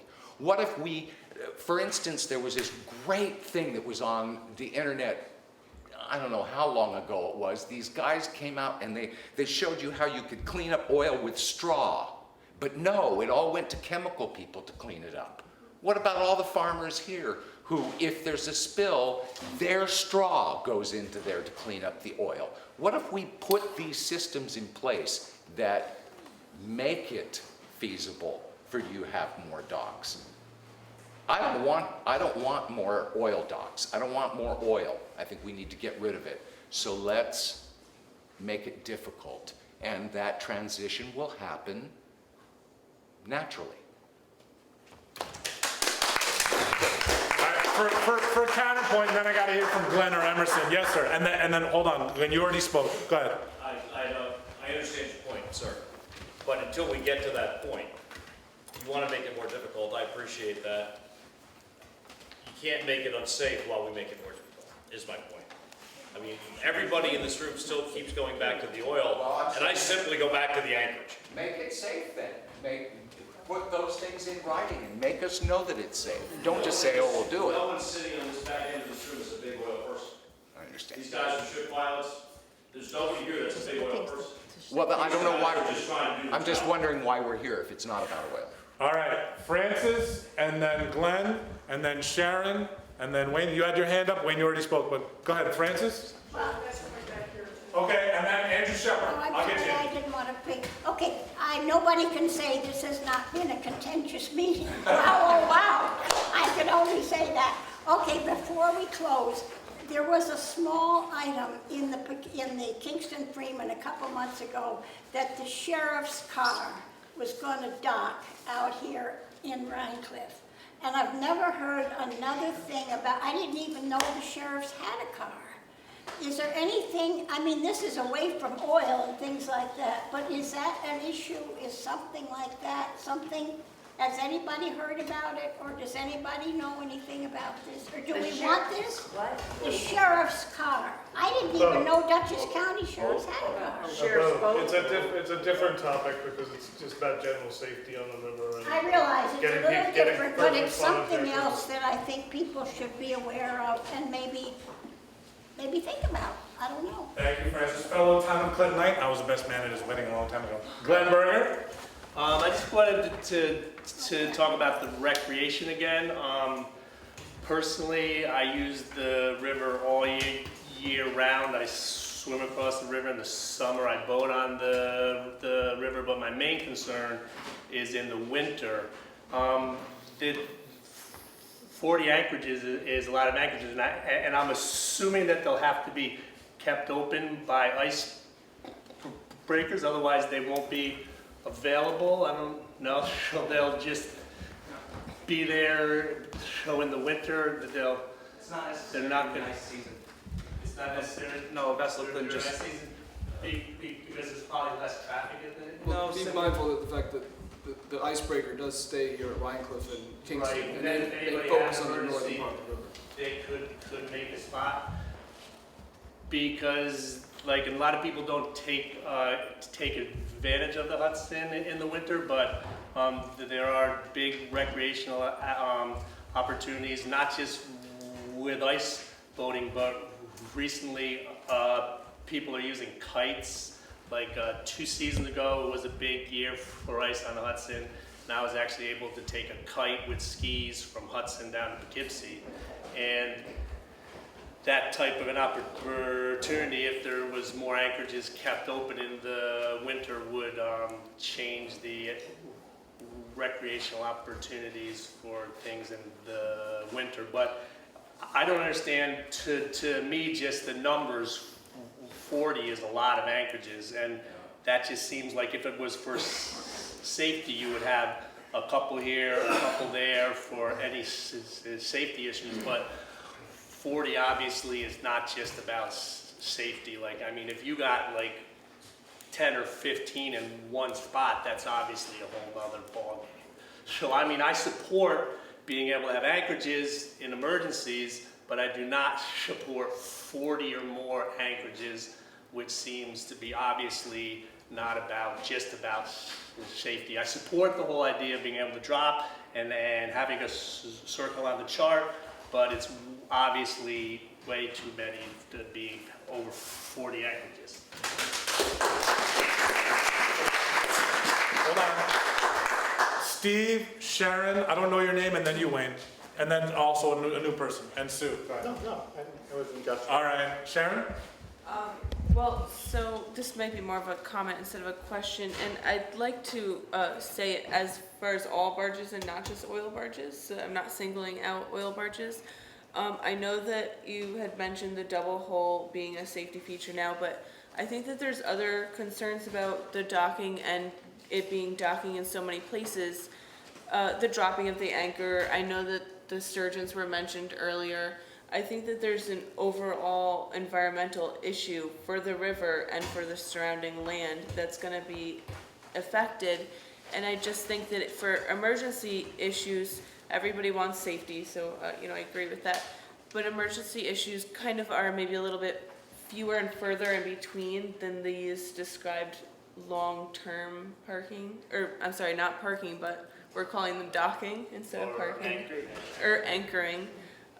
Excuse the terminology. I just think that it's not necessarily about a spill. Of course, that's the worst case scenario and the response time for the spill, but it's also about multiple anchoring every time something like that happens. Is it dredging up the bottom? Is it disturbing the fish? Are the lights at night attracting bats? Like, I mean, it could be a number of different things that I'm not sure has been looked into enough. And just to piggyback on what she said, if you go to riverkeeper.org, they talk about the bend thick bottom and the impact on the sturgeon. Apparently, right around here, Rhinecliff, Kingston, is one of the last places for the Atlantic sturgeon, I think. You, sir, I don't know your name. Tom Sullivan from Red Hook. I have two thoughts. First of all, the Coast Guard came up with these 40 spaces. Does anyone know how they came up to that number? Coast Guard didn't come up. Who did? The oil industry. The oil Closed. industry. Okay. It's not, It wasn't oil industry. well, okay, I'm sorry, the but shipping industry, but the Coast Guard did not come up with The the barging number industry? 43. This is being proposed to the Coast Guard. Okay. Being proposed to The 40 Okay. sites, and they get to decide which ones are gonna. Proposed by who? This is proposed by AWO, Pilot Association. Pilot Association. We were paramount in picking the locations and helping Okay. pick where we would like those anchorages to keep. That have been used traditionally. The traditional anchorage. I think probably what's gonna happen here is gonna increase, but it's gotta be compromised, the numbers. Number two, what you were talking about, making them pay, I think the most important thing would be at these locations where they're going to be along the river. This is where we can make them pay by having the safety equipment there for this toxic fuel that we're talking about being brought up and down the river. That with it, if there is a problem, and God forbid, probably these ships are very safe, and I know the gentleman down there builds some pretty good ships himself over there in the barges, right? I've seen some of his barges. They can be made safe, but yes, accidents can happen, and these things can happen. So then what we can do, we can impose, the counties of Dutchess, the county of Ulster, all the counties down the river can impose upon the industry itself that they will have to have a 24 around-the-clock service to take care within minutes of a potential problem. Because as somebody said in this room, the stuff is so lethal, 5% is, they consider as a success rate. What happens to the other 95% going down the river? I think that deserves a round of applause.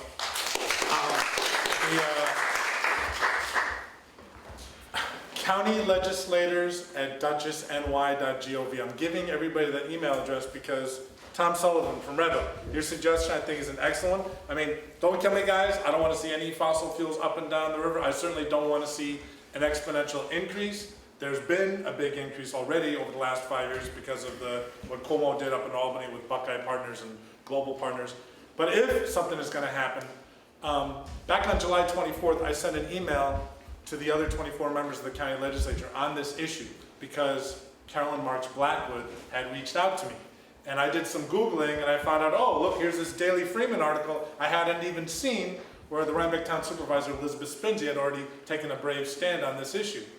I bring this up because the response from some of my colleagues in the county legislature, I mean, I think what he brings up is a pretty rational, common sense suggestion, right? If there's going to be this dangerous stuff hauled up and down the river, which is happening right now, if there might be an increase, don't you think that they should be putting in some money, for some serious money for liability insurance or to help with the hazmat? As Wayne Kocher has suggested, it's on both sides of the river. The local first responders have not been given enough money or training to deal with the frac crew, the DOT 11-1 bomb trains, or these ships.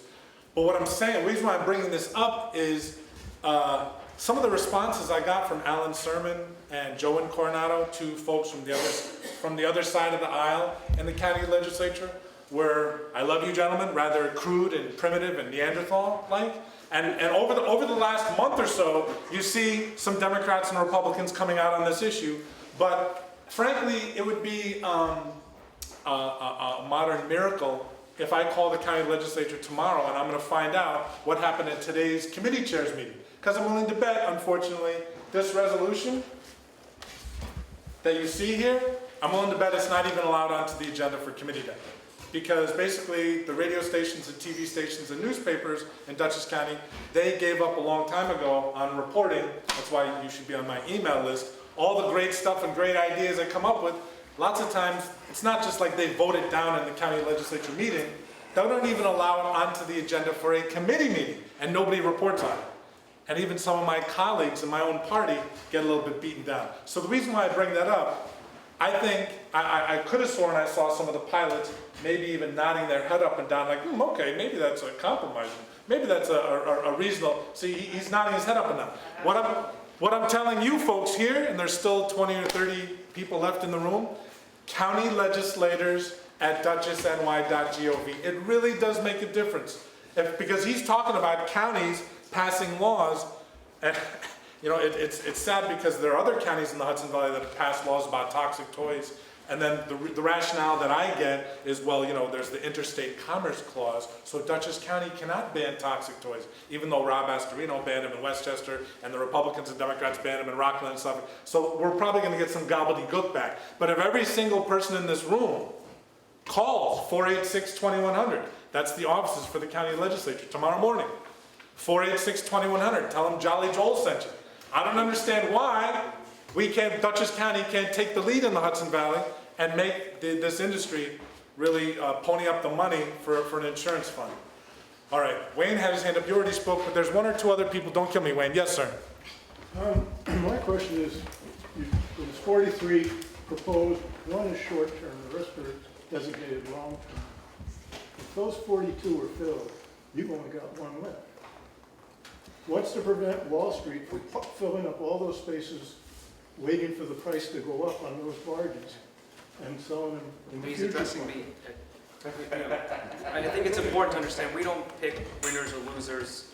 We're part of the community. We move the cargo that's being called on trading in the river. We want to keep that safe. So, regarding oil speculation in the Hudson River, I think it's a very far-fetched comment. It happens everywhere. It does not, sir. There's tankers filled with oil all over the world just sitting there, waiting for the price to go up. Right, not in the Hudson River. It wouldn't behoove Not anyone to yet. come up here to, it wouldn't behoove them. If you have 42 long-term anchors. The 15 spots at Yonkers, somebody mentioned Yonkers. You mentioned Yonkers, dear?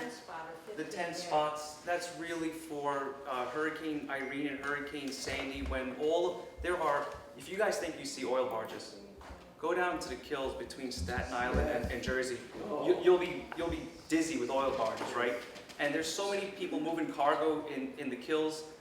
There's not enough spaces to keep them safe in the event of a hurricane. So we're requesting those spots so they can come up the river like they have in the past, drop the hook, and remain safe in the lower Hudson River by Yonkers. Regarding oil speculation, I can't comment on that. It's not the line of work we're in. With all due respect, we move cargo up and down the river. We're looking to have places to pull over and stop. So oil speculation is just, it's... But it wasn't an issue before. That's all I'm saying. It wasn't an issue. Right, like I said before, if you look at major ports in the world that anchorages carved out, it was an issue because no one had a problem with it.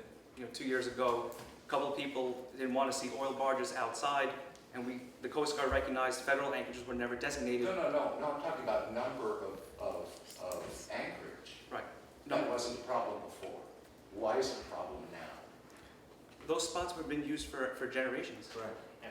That's exactly right. Andrew, hold on a second. Andrew and then Pat. Andrew, I'm sorry for making you wait. I think, reasonable safety measures about where to go in an emergency are fine, but increasing parking isn't about increasing traffic. I don't think barge is going to come from far and wide because they have a place to drop the hook. I think that's silly. Yeah, it's about more oil, more volatile materials coming down, and if the only way we have to put our, put against the door is to say we won't allow the parking, that's what we have to do. I will say one thing. Hold on, Pat. I will say, don't kill me, guys, but Hudson River Swoop Clearwater, Scenic Hudson, Riverkeeper, and Scenic Hudson is very careful. I love Scenic Hudson. There's a whole bunch of environmental issues I've been trying for years and years. Scenic Hudson doesn't want to touch. Clearwater, Riverkeeper, but Scenic Hudson, Riverkeeper, Clearwater, they're all talking about that it's because that this drive, that it's the fossil fuel industry that's pushing it, okay? Not blaming you guys. Right. But that it's basically folks who may pay your salaries indirectly. I'm just repeating. Focus on what's being proposed to the community and being asked for comment. And I know you just interrupted me, and I'm just reminding people, Riverkeeper, Scenic Hudson, Hudson River Swoop Clearwater, Russ Bach may disagree with me 180%, but there's only one community in the entire planet that is home to Pete Seeger, who launched Hudson River Swoop Clearwater, Franny Reese, who launched Scenic Hudson, and those environmental groups, don't blame me, don't trust me, confirm, verify for yourselves, go to their websites. Those three environmental groups are saying it's very much about what's happened over the last 5 years, since unfortunately, I may go to Democratic hell for saying this, but Democratic governors sell out Cuomo with no public input at all whatsoever. Sure, go ahead, bring in your Bracken crude through the Port of Albany, through Buckeye Partners and Global Partners. There's been a huge increase. Now all of a sudden, the Jones Act, whatever it's called, now the oil can be exported. So all I'm saying is, me, scrawny little Joel Tyner, don't believe me, but Scenic Hudson, Riverkeeper, and Clearwater are saying it's about the Bakken crude oil, are saying it's about the fracking industry. That's what they're saying. I just want everybody in the room to understand that. Pat, you had something to say. Well, I came here tonight because it was about barges on the river, but I'm leaving now understanding that there are so many industries in the Hudson Valley that are broken. There is things not being reported properly. We're hearing from railroads, we're hearing from truckers, we're hearing from people about safety on the river. If we as a community can say no to enabling the greed that allows these structures to be broken and to dissipate the rules and to just completely run over the people who live in communities. When we look at what happened up in Hoosick Falls with the water pollution up there, what's happening in Newburgh now with the water pollution there, the things you're shipping up and down the river now are just as bad as oil as far as pollution. When huge parts of the community take their drinking water from the Hudson, when this area was gutted by IBM and we raised ourselves up by our bootstraps through tourism, to have all of these things that are working and are not dangerous threatened by the greed of people who just want to sell stuff in industries that are broken, that are not paying attention to the rules, that are in fact happy when they can get around the rules. I think as a community, if we can just say no to enabling, that's a start. Or we make good rules. Yeah. And not only that, not only just saying no,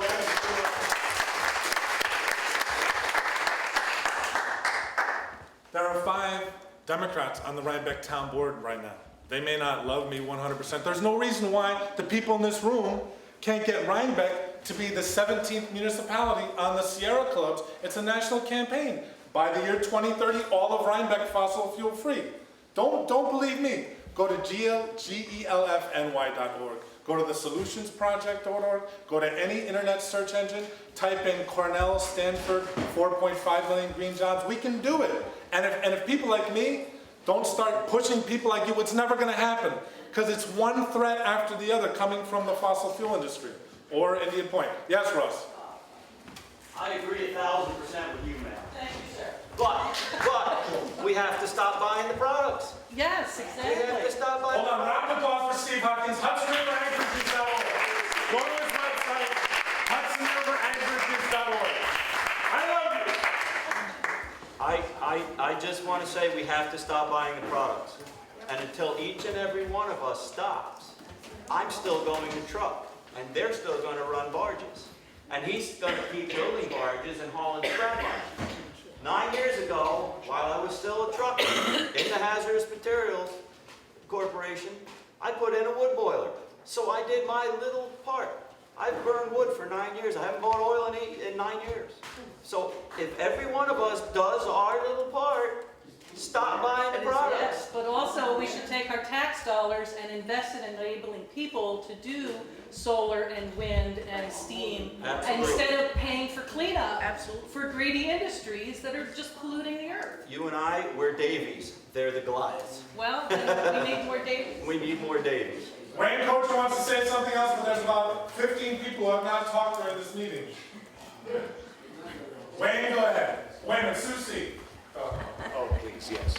Actually, I have a question of this gentleman here. I'm really glad that you came because there's so many unanswered questions. I live on the Hudson River and I see the You see ships as just barges. Everyone's talking about barges. Do you see any ships? I actually do see ships. That's what we do.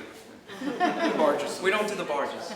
I have a couple of questions for you. One, is everybody required to be a licensed U.S. pilot that is on the river? As far as our association, there's 5 of us, and we're state licensed and federally licensed. Are there other captains that are from other countries on our river? No. Because I see vessels from other countries. If it's a foreign-owned ship and foreign flag ship, we our association is physically on there for the sole purpose of having someone from our community who knows the waters and who's trained to make sure that cargo gets from point A to point B safely. That's our first and foremost job. We're on your side, guys. Yeah, I understand. We really are.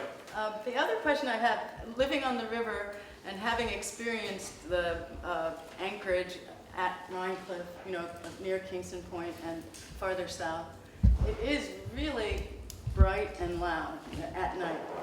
Is that really necessary to have to run? See, that's a great comment, and that's what the Coast Guard is seeking, comments about how this would affect your way of life.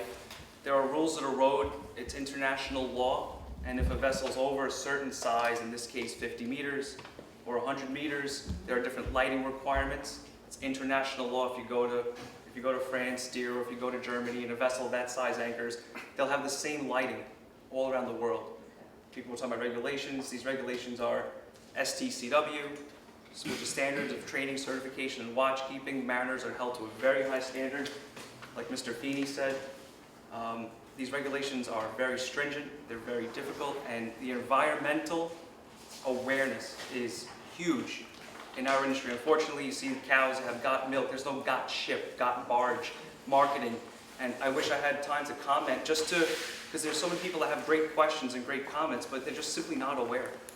And I don't want to take up all of your time. Well, I'm sorry, but on that particular issue, you say it's very bright and it's very disturbing.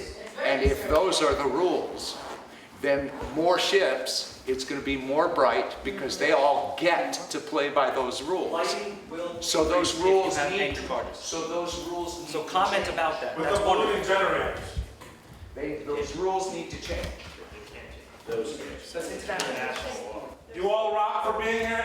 Anybody else before my granduncle Wayne Kocher? Hit it, Wayne. Okay, guys, what I'm really concerned with is our children. 1950, 1 out of 30 people got cancer. Right now, it's 1 out of 2 males, 1 out of 3 females. Everybody knows somebody with cancer. What we can do is call conservation. In my house, if a light is on and you're not in the room, you have to pay 25 cents. We don't need these cities lit up to this extent. Where I worked on the railroad, they would run the cars all night long so they're ready for morning service with all that waste. We can change this. It's not hard to do. I was a big part of changing this. We can carpool.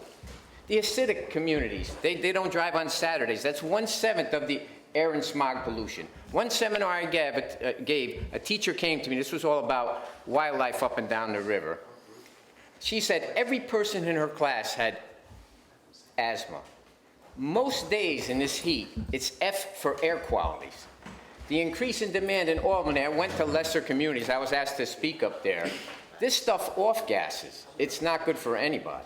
Jacqueline Onassis, the guy from Apple, they were billionaires. It didn't help them with cancer. I'm worried about your children and you guys' children. And you know what? Look at the labels on your shirts. Let's buy stuff made in America. Amen. Let's buy stuff. Then we'll have jobs here. In these countries overseas, these sweatshops are getting pounded. The women, we don't have to be a part of this. Coast Guard's asking about anchorage. What is this? You know what I'm saying? Coast Guard's asking about What's it have to do about anchorage? We have other ways of not bringing oil up here. I know you're concerned with anchorage and safety, and so am I. But I'm also concerned about big oil and what it's done already. So are we. The Exxon Valdez. I just want to say a couple of comments. Give this man a round of applause. Wayne Kocher. I don't mean to take your time. You're a hero. I just wanted to say, I want to thank the Zephyr Teach Out campaign sent somebody. Ben, thank you for being here. I appreciate that. And also, we can continue the conversation Saturday mornings, 8 to 11. It's just a garbagey little AM station. Half the time it's live webcast online. WHVW, 950 AM. Call in. You agree, disagree, whatever. WHVW.com, 950 AM, 464-2245. Thank you so much. This is the second time that Panda came out to cover this. Carl Zipperly, Mark Duran in full effect. When is this going to be aired, Mark? This will be aired hopefully this week. Sooner. This is great, Joel. This is terrific. We'll do it as fast as possible. The Coast Guard really deserves a lot of credit for opening this up and allowing this time for comments. And they're not really, you know, the argument's not with the Coast Guard. And the argument's not really with you guys. It's about something else that came out of this meeting. But anybody who wants to comment after this, we have a camera here, not a lot of time left. If you want something posted on Panda, point of view. We're so glad you guys came. Yeah. Thank you. I was just gonna say, we're doing some plugs there. Please reference our website, HudsonRiverPilots.com. We have our letter to the Coast Guard is posted on the homepage. I know Mark has seen it. Yeah. So please use that as a reference from our point of view. HudsonRiverPilots.com. That's right, you got it. Thank you for coming. I appreciate it. Yes. All right. Thanks to Joanne and Sandy and the Morton Memorial.